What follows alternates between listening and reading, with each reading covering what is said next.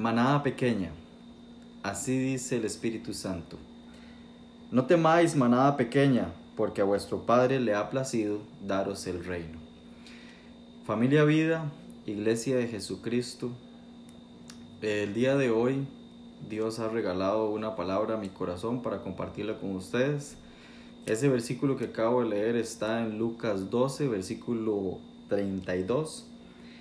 Y me llama bastante la atención la manera en la que Jesús define a sus discípulos, mencionándolos como una manada pequeña. Y es que a través de la historia de la Biblia en el Antiguo Testamento podemos notar constantemente cómo Dios siempre reservaba un remanente. Y cuando constantemente leemos que en Jueces, Reyes, que los hijos de Israel hicieron lo malo ante los ojos de Dios, siempre Dios rescataba a alguien, pero levantó a un juez, pero levantó a una familia, pero levantó a una persona, ¿verdad? Siempre había un remanente, siempre había un rescoldo, como incluso si nosotros quisiéramos colocar, podríamos verlo como que quedó una sobra, pero esa sobra en realidad era el contenido, era la esencia de la sustancia, ¿verdad? Siempre una persona llena del Espíritu Santo. Y este contexto en Lucas, en donde Jesús le dice a sus discípulos, manada pequeña, Él está hablando precisamente lo que menciona al final, el reino de los cielos. Él está hablando del porvenir, Él está hablando de la esperanza de la gloria venidera. Y vemos a lo largo de todo este capítulo cómo Dios está hablando del afán y la ansiedad, que no hagan tesoros en la tierra. Vemos cómo del rico insensato, el siervo vigilante, el siervo infiel. Esas son las parábolas de las que está hablando Jesús en ese contexto, y ahí incrustado está eso de manada pequeña. ¿Por qué he decidido con la llenura del Espíritu Santo que ponerle a este mensaje manada pequeña? Creo que estamos en unos tiempos en donde hay un concepto que se conoce en la actualidad como infoxicación. Y esa infoxicación es exceso de información por doquier. Y he notado yo a lo largo de estos meses en donde estamos en esta cuarentena sanitaria obligatoria, he visto varias cosas que se han estado moviendo, cosas que en el plano espiritual muchos no están notando, pero por el contrario veo a unos pocos que sí lo están notando, y me incluyo, lo hemos estado notando. En días anteriores, reunido con el pastor, junto con Sergio, mi madre, estábamos pensando para que Dios nos guiara. El pastor preguntaba que cuál era la manera de proceder ahora, que nos tomaba opinión porque a él le parecía oportuno y pertinente, a manera también testimonial y por salud y amor a la iglesia misma, suspender o posponer, mejor dicho, la reapertura del templo físico para volvernos a congregar. Y nosotros todos en una misma voz vimos congruente esta decisión, máxime el aumento de casos. El pastor ahora se refería acerca de esto, y creo que nosotros estamos en unos tiempos que son como tan controversiales entre sí mismo, porque por un lado uno veo, no sé, mucha confusión, veo mucha información, muchas teorías, también veo mucha palabra en la cual uno tiene que andar bastante ahí sometido a lo que dicen las escrituras, porque hay gente también como tratando de dar interpretaciones o mensajes, no digo que malos o con mala intención, pero un poco como salidos de contexto, y al menos contexto bíblico. Y yo pienso que estamos en un momento en donde Dios está separando el trigo de la cizaña. Vemos tantas parábolas cumpliéndose en nuestros ojos, y me llamaba tantísimo la atención una publicación que hacía Sonia, la esposa del pastor, no sé, unos días atrás también, en donde ella llamaba como a la gente como a aprovechar el esfuerzo que se hace, quienes damos un mensaje, quienes preparan sus voces para adorar a Dios y que nos podamos conectar, los que están detrás de cámaras, de audiovisuales, y no por el esfuerzo que hacemos, porque al final somos utensilios de Dios, sino por el hecho de estar ahí, de estar como ese pámpano pegado a la vid verdadera. Y por eso yo vi tan oportuno hablar de esto el día de hoy, hablar de esa manada pequeña. He visto con mis ojos, y yo no estoy señalando a nadie, ni siquiera menciono nombres, solamente estoy viendo, estoy ahí observando, y veo tanta gente que antes de que pasara esto se decían cristianos. Empezó a suceder todo esto a nivel de pánico y como cierta moda, y pintemos los dinteles de la puerta y la sangre de Cristo me cubre, y todo este montón de cosas que hasta contrabíblicas son, y súper fanatizados con esto, y después de un pronto a otro empezaron a sonar otras voces, y ya entonces ya corrámonos para acá.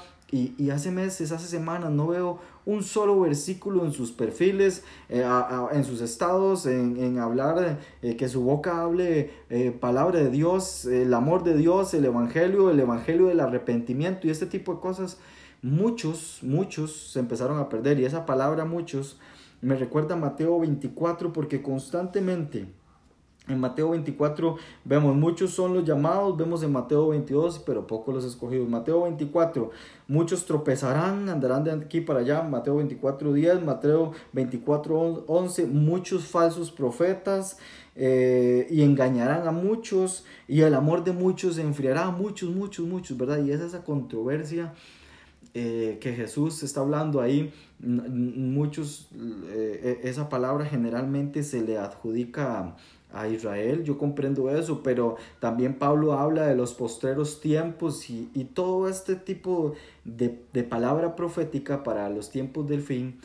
Vemos que también la maldad se aumentará, la ciencia se aumentará, y todas esas cosas como convergiendo ahí, tantas disposiciones de conceptos de lo que está por suceder, y conspirativos, que no, que fue China, y que China se apoderó y ya ganó la tercera guerra mundial y nadie se dio cuenta, pero que es Melinda y Bill Gates, pero que no, que son los Illuminatis, pero que entonces sale y empiezan todas estas, que Estados Unidos liberó lo de los ovnis, y bueno, todo eso empieza a ser una bulla y un ruido y es una maraña ahí de conceptos, de una total tormenta.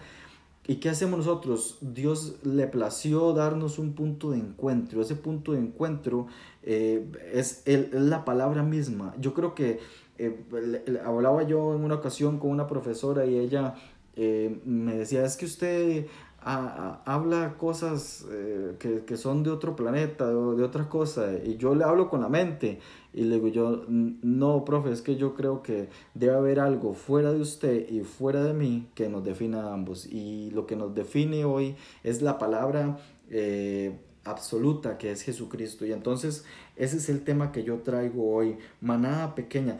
Primero que todo es esa frase inicial, de la cual varios hermanos han estado hablando en el WhatsApp y a través del mensaje, de tener la paz de Cristo.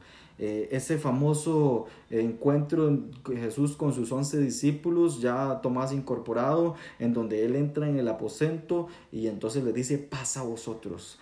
Es esa paz que nos la da Él como nadie, ni el mundo, nadie puede explicarlo, esa paz. Pero ese concepto, digamos, esa predicación es muy buena. Esa es para aferrarnos a algo sólido, la roca que es Cristo, mantenernos en paz. Y eso está bastante, al menos yo creo, bueno, de mi parte, bastante entendido. Yo esperaría que los que estén escuchando, los que han escuchado los mensajes, hayan entendido ese concepto. Pero precisamente por eso, porque estoy casi seguro de que este mensaje es la manada pequeña la que la está escuchando. Es ese remanente fiel que ha entendido que solamente pegado de Cristo es que nosotros podemos salir adelante en medio de todo este bullicio, de toda esta hojarasca que se hace alrededor, es esa manada fiel a la que le estoy hablando.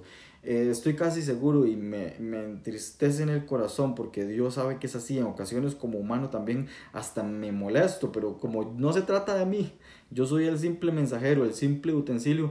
Yo sé que muchos nos van a abrir el WhatsApp y ya va a hablar Daniel, entonces lo van a pasar. Y no es porque yo me quiera dar por menos pero yo sé que es así, porque los comentarios en el WhatsApp siempre son de los mismos, las publicaciones siempre son de las mismas personas y nos hablamos los mismos, ¿verdad? Entonces no me asusta. No me asusta. Al principio recuerdo también los domingos cuando se inició lo de la predicación por Facebook Live. Un montón de personas y de un pronto a otro empezaron a disminuir y a disminuir y a disminuir, ¿verdad? Y entonces yo decía, qué tremendo cómo se cumple la palabra del Señor. Pero ¿a qué quiero llegar con todo esto? Es necesario que nosotros entendamos que si somos esa manada pequeña, somos ese remanente fiel, ¿qué es lo que sigue? ¿Qué es lo que Dios está diciéndonos a nosotros? Entonces, yo quisiera que comprendiéramos un momento el contexto apocalíptico en el que estamos, en el contexto profético en el que estamos. Cuando nos vamos a leer, y yo creo que había mencionado un poco de esto en el video anterior, la anterior ocasión en que el pastor me dio la oportunidad para dar un mensaje, hablando de las cartas a las 7 iglesias, es como poder visualizar qué es lo que está diciendo Dios por periodos, por dispensación. Y las dos últimas cartas, los dos últimos periodos, me llaman la atención una situación fenomenal que está sucediendo en las últimas dos cartas. Si bien a todos les dice, yo conozco tus obras, ¿verdad? Pero la penúltima carta, la carta a Filadelfia, que la Filadelfia es el amor filial, el amor de hermanos, ¿verdad? Es eso en donde, por eso es que nosotros nos decimos el hermano Sergio, la hermana Marixa, ¿verdad? De ahí viene esta situación y es como para que usted entienda en qué época estamos. Yo siento como que al final de los tiempos, hay dos iglesias que van a estar como funcionando de alguna medida paralelamente. Y hay dos cosas, dos inquietudes que empieza a tocar Jesucristo en esas cartas, unas fibras sensibles. Y dice a la primera, a la Filadelfia, dice, porque aún tienes, yo conozco tus obras, porque más adelante dice, porque tienes poca fuerza, manada pequeña, poca fuerza. Y yo no pretendo que esto encaje a la fuerza, pero sí como que yo empiezo a ver ese tipo de cosas que están sucediendo. De un tiempo por acá, yo recuerdo cuando yo era niño y le hacía el comentario a mi madre un día de estos, aquel tiempo, en un par de ocasiones, si mal no me equivoco, o en una al menos, fuimos a la sabana, aquellos gentíos, aquellos tumultos de personas, de evangélicos, aquellas campañas que se llenaban estadios completos. Bueno, a nivel latinoamericano era un mover espiritual, era un avivamiento. Esa palabra, ¿verdad? Un avivamiento espiritual gigantesco. Yo donde tengo apenas la noción, también estoy yéndome y recordando, y los que son de esa época, el pastor, la esposa, podrán recordar ahí por el mall, el que es ahora el outlet mall, toda esa calle, la calle de la Radial, de esa una vez se hizo una caminata fuertísima, grandísima. Bueno, yo no estoy diciendo que eso signifique presencia de Dios, no estoy diciendo de que eso es lo que hay que hacer, no es eso lo que voy. Pero digamos, esa fuerza, porque de alguna medida la cantidad de personas, yo no puedo, o sea, yo no dudo de que muchas de esas personas iban con ese anhelo de agradar al Señor y si bien o malo, como fuese, pero ahí estaba y era una fuerza. A nivel latinoamericano, lo que es el metodismo libre, esa fuerza, esa potencia, eso ha ido disminuyendo con el tiempo y de tal manera a que ahora se nos ha tratado incluso hasta apagar las voces. ¿Por qué? Porque si vamos a la segunda carta, que es la Odisea, esa palabra, la Odisea, es como la muchedumbre y las leyes, es como la gente que está viviendo en medio de las leyes. Como esos tiempos, como por ejemplo cuando usted le digan que por ley usted guarde su distanciamiento social y que hasta cierta hora de la noche por ley usted ya tiene que guardar su carro porque su placa ya desestimó, o que usted no lo puede sacar en fin de semana, o también aquellos tiempos en que vayamos a vivir, yo no sé, en donde se conceda por medio de leyes que personas del mismo sexo se puedan casar, infringiendo la intimidad sacra del matrimonio establecida por Dios mismo desde el principio de los tiempos, o aquellos tiempos que vengan a suceder como cuando se empiecen a otorgar leyes para que las madres puedan asesinar a sus hijos en el vientre de ellas mismas antes de que nazcan. Y que para eso toda una organización mundial de salud otorgue dinero para que se registren estos asesinatos.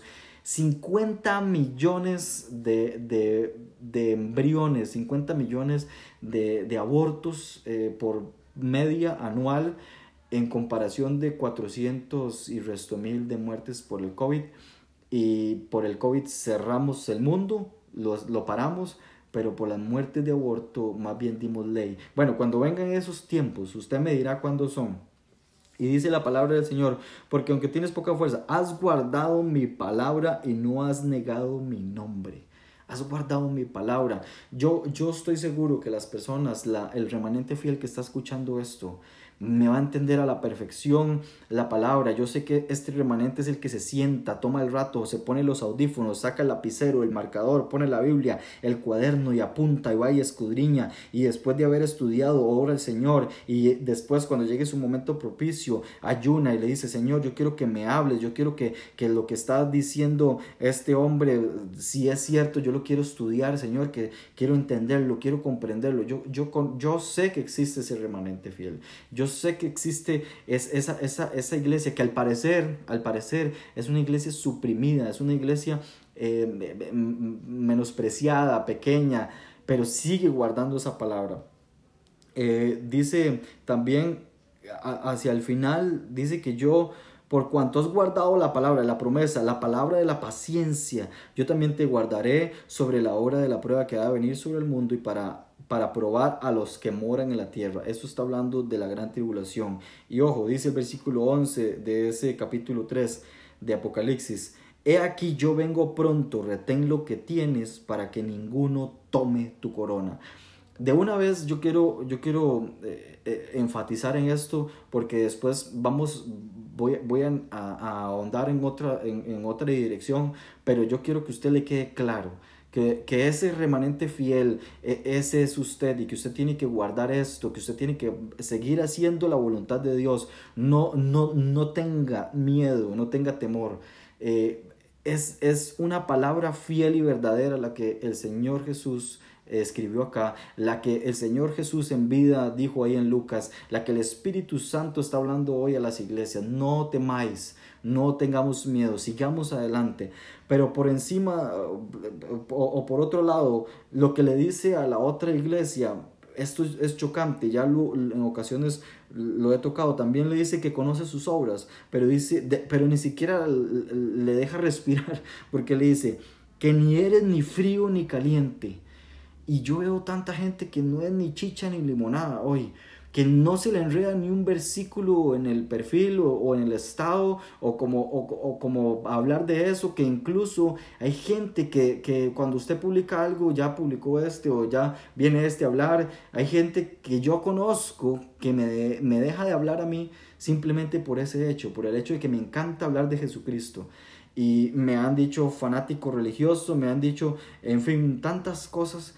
Y entonces yo me pongo a pensar, entonces, digamos, si yo un día X quiero ver un partido de fútbol y reúno a mis amigos, le pongo la bandera encima del televisor y me pongo la camisa, me sé el nombre de los jugadores y me apasiono, y hago todo eso está bien. pero si yo quiero juntar a mi familia, predicarle la palabra del Señor y levantar un altar, pero un altar para Cristo, eso está mal visto. Eso yo soy fanático, pero los otros no son fanáticos. Los otros están entendidos. Y yo no estoy diciendo que el fútbol es malo. Yo creo que somos bastante maduros para entender. Muchos saben mis colores con respecto al fútbol. Me encanta el fútbol, así me criaron. Pero yo he definido espiritualmente qué es donde yo tengo que ahondar más, dónde es que yo tengo que consumir más la palabra de Dios, qué es lo que yo tengo que hacer. Y estamos en tiempos de confinados, ya el pastor lo mencionó, de momento vamos a esperar hasta julio. Y yo no sé si la gente entendió o no entendió, el que aprovechó el tiempo o lo desaprovechó, pero Dios permitió esto. No vemos en ninguna de las otras ocasiones en donde ocurre la muerte de los primogénitos, el diluvio, la caída de fuego en Sodoma y Gomorra, tantos acontecimientos en donde Dios permitió. Nada se mueve, nada se ejecuta en este mundo si Dios no autoriza. Y entonces si Él permite este poco de tiempo, si no podemos ir a hacer nuestros momentos litúrgicos, no podemos abrazarnos, no podemos orar, poner las manos, no podemos hacerlo, no es porque un gobierno se levantó y quiso decir no se haga. Es porque Dios te está diciendo, levanta un altar familiar en tu casa. Dile a los niños, mire, este es el Jesús, porque está acabando el tiempo se está acabando. Y yo no me declaro y estoy lejísimo de ser un profeta y mucho menos voy a decir una fecha, pero todo hace indicar que las cosas que están sucediendo, todo está convergiendo, todo cada vez se va apretando más. Yo no sé si ustedes o soy yo el único que siento eso, como que las cosas van cada vez presionando más y cada vez presionando más al creyente a una u otra cosa, o soy de las vírgenes que me quedo dormido, o soy insensato, perdón, porque las vírgenes todas se durmieron. Y eso es una cosa en la que me gustaría ahondar. Esa parábola no la voy a detallar porque hay mucho detalle ahí, pero sí hacer hincapié en eso. Las 10 vírgenes se durmieron. Las 10 vírgenes esperando al novio estaban dormidas, pero unas 5, me habla una parte, de partes iguales, una de las dos, de dos iglesias.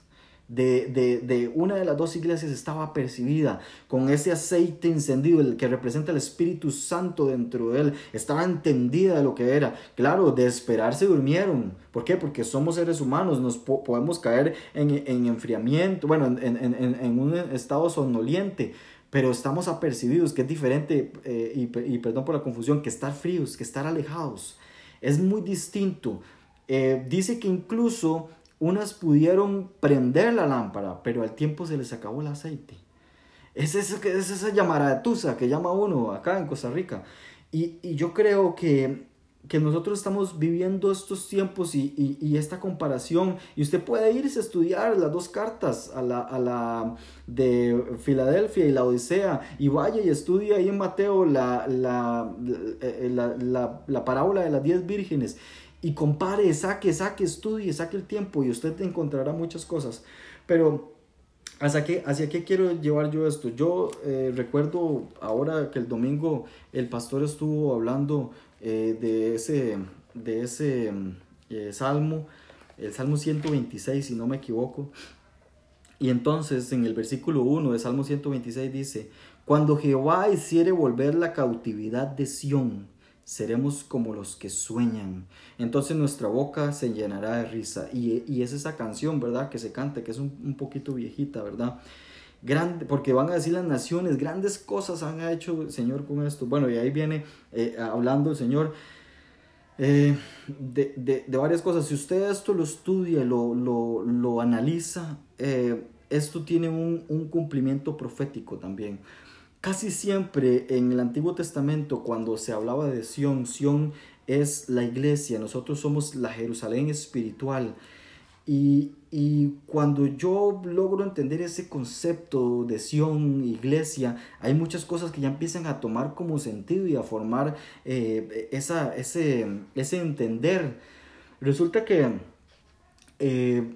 también hay otro momento profético del cual habla el profeta Joel, en donde por mucho tiempo yo no había comprendido de qué era lo que estaba hablando Joel. Y Joel en el capítulo 2, bueno, él viene hablando ahí de la devastación de la tierra por la langosta en el capítulo 1, pero llega un punto al inicio del capítulo 2, dice, tocad trompeta en Sión y dad alarma en mi santo monte.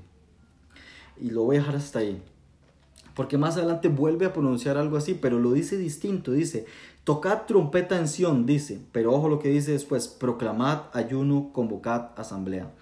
Entonces, cuando nosotros estudiamos la palabra, logramos encontrar varios significados. Yo quisiera que si algo de lo que yo estoy diciendo usted no lo considera correcto, pesado con la palabra de Dios, porque yo debo de decir lo siguiente, la palabra debe interpretarse a sí misma.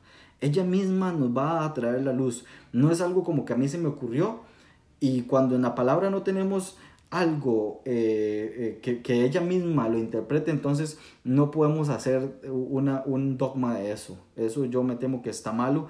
No podemos venir y decir, es que yo creo que es porque yo lo creí o porque me lo soñé, como más de uno dice, no. Pero resulta que cuando yo sigo estudiando y yo me voy a número 10, el capítulo 10, ahí hay algo que está ocurriendo y yo le voy a leer el titular de ese capítulo. Dice, la trompeta de plata, al menos en la Reina Valera viene así, ¿verdad? Y es un mandato que Jehová le hace al pueblo Israel, pero se lo dice a Moisés, ¿verdad? Y le dice, hazte dos trompetas de plata. La primera trompeta, dice, será para convocar la congregación. Y la segunda trompeta, será para mover los campamentos. Resulta y sucede que,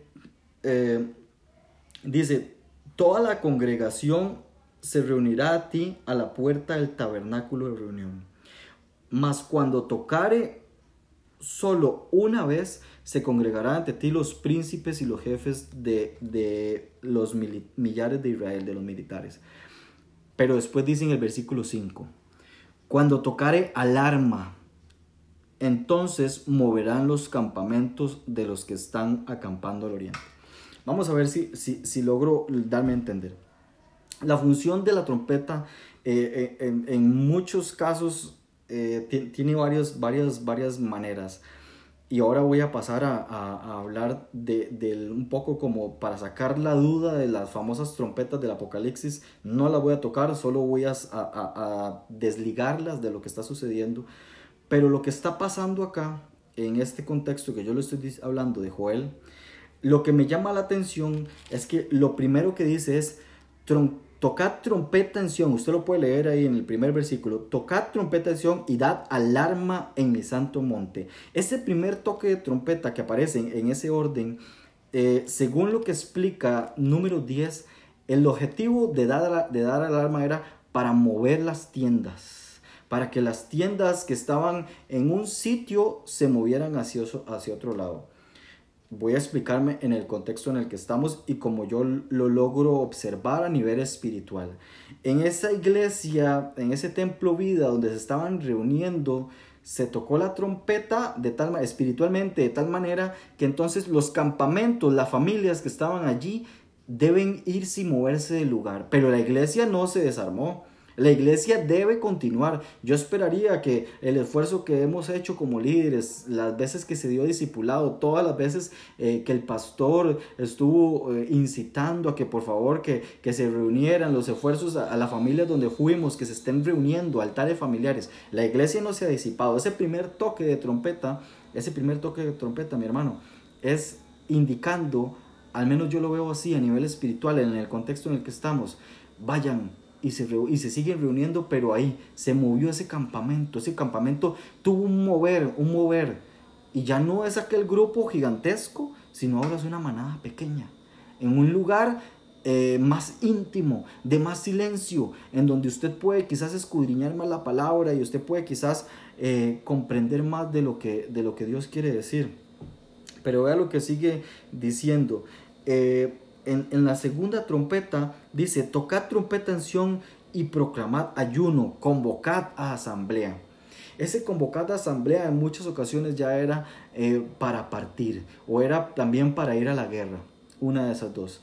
Yo no le voy a dar interpretación de que estamos hablando de que va a venir algo gigantesco o algo así. Yo no sé los planes de Dios, cómo es que va a manejar las cosas de aquí en adelante. Lo que yo sé y lo que yo estoy entendiendo es que calza bastante bien el mover de ese campamento, el que todos esos campamentos se movieran. Pero también me llama la atención que en el versículo 23 dice lo siguiente: vosotros también, hijos de Sión, alegraos y gozaos en Jehová vuestro Dios, porque os ha dado la primera lluvia a su tiempo, y hará descender sobre vosotros lluvia temprana y lluvia tardía como al principio. Esta es una palabra profética que se cumplió en el aposento alto, en el capítulo 2 de Hechos. Usted puede ir y leerlo y estudiarlo, porque Pedro mismo lo dice. No es que Daniel lo está diciendo, es que Pedro mismo lo dice. ¿Por qué? ¿Qué fue lo que sucedió? Bueno, recordemos lo que estaba pasando en aquel momento. Estaban todos en el aposento alto y un viento recio entró y todos fueron llenos del Espíritu Santo y hablaban en diferentes lenguas, ¿verdad? Pero todos se entendían. Eso para mí es el significado del Espíritu Santo viniendo al mundo. No es que se haya ido, que no haya estado, porque siempre ha estado desde el principio, pero ya no está, ya no es que el Espíritu Santo está con nosotros, sino está dentro de nosotros, que ya es otra cosa. Ya vino y se depositó dentro de su cuerpo en la iglesia, como el frasco de alabastro que se regó, ¿verdad? Aquella vez que habíamos explicado un poco de esto cuando estábamos todavía congregándonos en la iglesia, ya el perfume, el Espíritu Santo quedó en el cuerpo de Cristo, en el cuerpo de la iglesia, en el cuerpo que es la iglesia, perdón. Entonces, ¿qué es lo que estoy tratando de decir? Que lo que está diciendo Joel es que esta lluvia temprana que sucedió en el Pentecostés, en esa fiesta, el Pentecostés es una fiesta judía. De las 7 fiestas judías, el Pentecostés es la 4ª fiesta. Y ahorita también vamos a hablar un poquito de eso, pero vamos a ir en orden. ¿Qué pasa?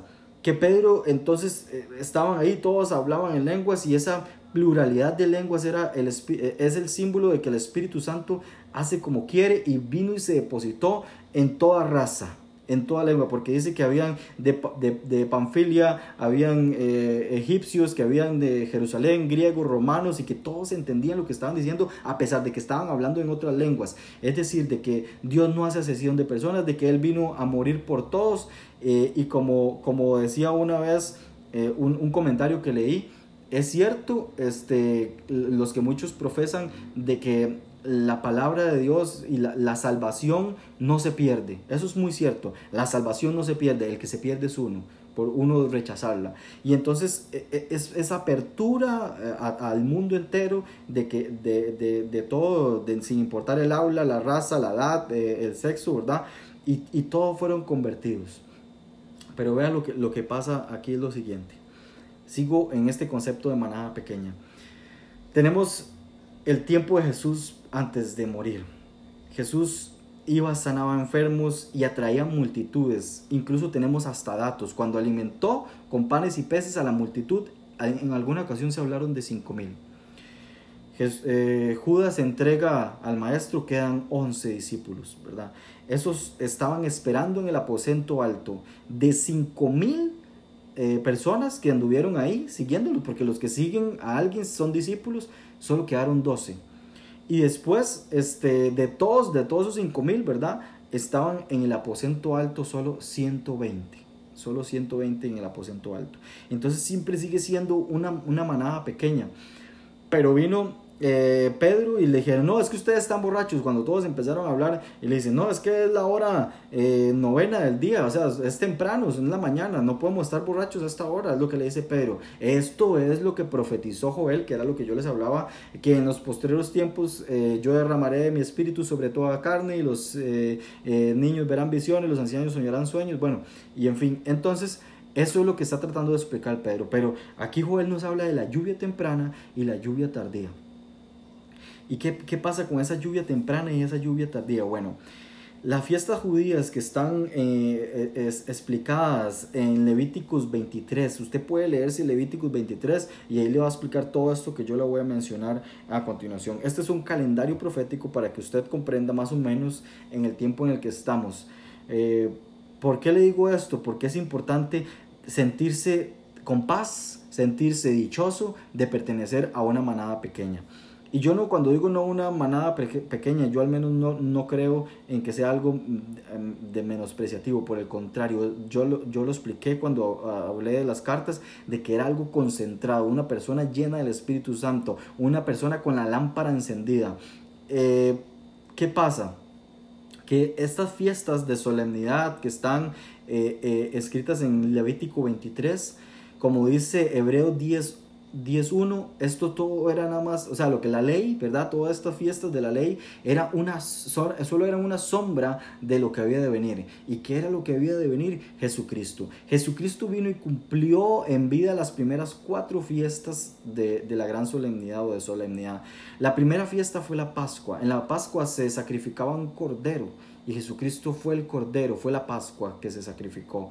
En este año los judíos celebran, esas fiestas se celebran anualmente y coincidió con Semana Santa para lo que es nuestro calendario. Ustedes saben que ellos se rigen por un calendario lunar y coincidió la Semana Santa con la celebración de la Pascua de ellos.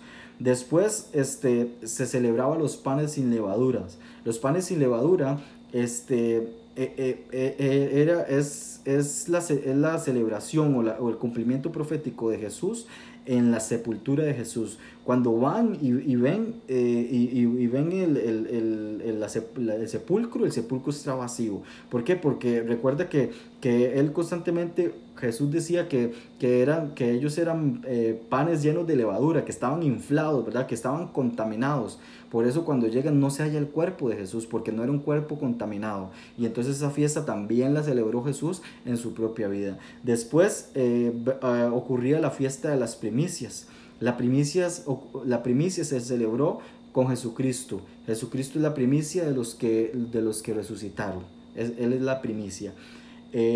Después, a los 50 días, y es donde estamos ahorita, que estábamos hablando, se celebra los 50 días o el Pentecostés. Eso ocurrió ahora más o menos el 31 de mayo, si mal no me equivoco, lo celebran los judíos. Esa es la fiesta de los 50 días. Y digamos, si todo eso tiene, las 4 fiestas que acabo de decir, todas tienen un cumplimiento profético en Evangelios y en el libro de Hechos. Y eso se cumplieron en la primera venida de Jesucristo. Luego Jesucristo dijo constantemente en Juan 14, Juan 15, igual se los dijo en Hechos, en el primer capítulo, dice: es necesario que yo me vaya. Es necesario que yo me vaya para que venga el Espíritu Santo, para que venga el Pentecostés, que es lo que está ocurriendo acá en Hechos 2. Y entonces, cuando nosotros entendemos lo que está sucediendo aquí, en este momento, en este acontecer del Pentecostés, esta fiesta de Pentecostés se me parece mucho, tiene unas cuantas similitudes. Cuando nosotros leemos el Antiguo Testamento y cuando se celebraba en aquellos tiempos en el Antiguo Testamento y como se celebraba en el Nuevo Testamento, porque dice la palabra ahí enseña que esta fiesta ahí en Levítico 23 debían celebrarla con 2 panes, ¿verdad? Después, como manera profética, como Jesús es el pan de vida, ¿verdad? Es esa palabra de vida. Se ve también, yo lo puedo ver así de esta manera: Moisés bajando del monte con las 2 tablas de la ley, ¿verdad? Que ese viene a ser nuestro pan, nuestro alimento. El que hace mis obras, el que me ama, hace mis mandamientos, ¿verdad? Entonces ocurría esto. Y aquí en Hechos dice también, y perseveraban en la doctrina de los apóstoles, en la comunión unos con otros, dice, y el partimiento del pan y en las oraciones. Pero y estaban celebrando el Pentecostés, y a mí me llama la atención porque este es el origen de lo que después los apóstoles vinieron a constituir como la Santa Cena. Ese es el recordatorio del cuerpo de Jesús, ¿verdad? De lo que yo le decía, no se encontró el cuerpo de Jesús en la tumba, hay que recordarlo, hay que recordar ese sacrificio del Señor en la cruz, ¿verdad? Y entonces Hay varios números ahí porque recuerden aquel momento en donde Moisés baja, bueno, quebró las tablas de la ley. ¿Por qué? Porque habían hecho un becerro de oro y todo esto, y entonces él se va y se para a la puerta y le dice a los hijos de Josué, les dice, bueno, ¿quiénes van con Jehová? A ver, ¿quiénes están? Y nosotros. Entonces tome a filo de espada y júreme, porque Dios mandó a matar a esta gente porque adoraron ídolos, ¿verdad? En ese tiempo se hacía de esa manera. Y entonces dice la palabra exacta, así dice, murieron cerca de 3000. Y en este contexto, cuando viene el Espíritu Santo y Pedro se levanta y hace silencio, a silenciar a todos diciendo, no, esto lo que se está cumpliendo es lo que dijo Joel, que en los postreros tiempos derramaré de mi espíritu. Y él se raja una prédica que se convierte en cerca de 3000 personas. Esto es profético, hay un paralelo, ahí hay un entender, ¿verdad? Es como Dios diciendo, en la ley había muerte, pero en Cristo hay vida, ¿verdad? Es como esa dualidad, ¿verdad? Que se encuentra. Y entonces, aquí es donde yo quiero llegar. Estas 4 fiestas se celebran en primavera, pero ellos celebran después 3 fiestas más, porque recuerde que son 7, ¿verdad? Ya tenemos la Pascua, que fue el sacrificio, voy a hacer el recuento rápido, la sepultura, ¿verdad? Que es los panes sin levadura, la primicia, que es la resurrección de Cristo, y después tenemos los 50 días o el Pentecostés, que es la venida del Espíritu Santo. Y después están las fiestas de otoño. Ahí las fiestas de otoño empiezan... con la primera fiesta, que es entre septiembre y octubre de este año, que se llama la fiesta de las trompetas. Y esta proféticamente se le ha otorgado, que es la fiesta de las trompetas o la fiesta de la trompeta final, es el rapto de la iglesia. Ese es el tiempo profético del rapto de la iglesia. Después vienen 2 fiestas más, que es el día de la expiación, que es el momento de la redención, donde se pide se pide perdón a Dios, ¿verdad? Y se hace coincidir con la segunda venida de Jesucristo, aquel momento en donde Él pone sus pies en el monte de los olivos, se parten dos y existe aquella forma de luchar para redimir su pueblo, y es lo que se conoce como el Armagedón. Y después existe la 7ª y última fiesta, que es la fiesta de los tabernáculos, que se conoce como que es la venida de Jesucristo en el milenio, ¿verdad? Eso es lo que se vive en la fiesta de los tabernáculos. Y eso usted todo lo puede leer en Levítico 23. Y todas estas son cumplidas en la segunda venida de Jesucristo, explicadas en las cartas de Pablo a Corinto, a Tesalonicenses y en Apocalipsis. Eh, ¿A qué quiero llegar hacia el final de todo esto? ¿A qué es a lo que quiero llegar con todo esto? Eh, es necesario nosotros que entendamos que cuando Joel está hablando de la lluvia tardía, él está hablando de la celebración de estas segundas fiestas, que es inicia o parte ahí con el Pentecostés. Este es Pentecostés 2.0, como se le podría decir ahora en nuestros tiempos. Es un avivamiento espiritual. Yo no sé de qué manera lo va a hacer Dios, cómo es que Él lo va a manifestar, pero es lo que se conoce como la supragracia. Va a ser una cuestión tan maravillosa. El evangelio de Dios va a ser predicado de una manera, el convencimiento de la palabra, porque recordamos que Dios lo que quiere es que nadie se pierda, sino que todos procedamos al arrepentimiento. Y hacia el final el llamado es iglesia, somos esa manada pequeña, no nos despeguemos de la vid verdadera, sigamos nosotros entendiendo el tiempo tan maravilloso que Dios nos permitió vivir. No se avergüence del evangelio, siga predicando, siga orando, siga clamando por esas personas, pero usted necesita despertar, iglesia, usted necesita entender, tratar de transmitir este mensaje de arrepentimiento, esforzarse día por día. Vienen tiempos muy difíciles. Yo no quisiera quedarme para las cosas que vienen. Hay cosas espantosas que se dicen por ahí, y también me uno a ese llamado de no hablar tanto, de no contaminar tanto lo que les mencionaba al principio, sino tratar de predicar el Evangelio de Jesucristo. Siéntase dichoso, siéntase feliz de pertenecer a esa manada pequeña. No tema, iglesia, no tenga miedo. Levántese, levántese, despiértese. Yo sé que muchos de nosotros en ocasiones todo este tema se nos vuelve una maraña. Cuando yo empecé a estudiar eso yo andaba perdidísimo y todavía reconozco que ando quizás hasta muy perdido. Pero Dios en su infinita misericordia ha otorgado discernimiento de su palabra, ha dejado observar ciertos detalles que están ahí incrustados en la palabra de Dios para que nosotros podamos llevarnos eso al corazón. Y ya para cerrar solo quiero leerles un pasaje. Me gusta como lo dice la versión Dios habla hoy. Y esta está en el libro de Cantares, el Cantar de los Cantares. Y esto es un paralelo profético del Señor viniendo por su iglesia. Visualícelo de la siguiente manera y con esto me despido. Ella: soy la flor de los llanos de Sarón, soy la rosa de los valles. Él: mi amada es entre las mujeres como una rosa entre los espinos. Ella: mi amado es entre los hombres como un manzano entre los árboles del bosque. Qué agradable es sentarme en su sombra, qué dulce me sabe su fruta. Me llevó a la sala de los banquetes y sus miradas para mí fueron de amor. Reanímate con tortas de pasas, reanímeme con tortas de pasas, aliménteme con manzanas, porque me muero de amor. Que ponga él su izquierda debajo de mi cabeza y con su derecha me abrace. Él: prometedme, mujeres de Jerusalén, por las gacelas y cervatillas del bosque, no interrumpir el sueño de mi amor, dejarla dormir hasta que quiera despertar. Iglesia, usted necesita despertar. Ella: ya viene mi amado, ya escucho su voz.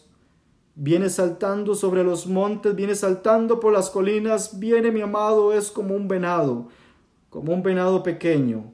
Aquí está ya, tras las puertas, asomándose por las ventanas, espiando a través de las celosías.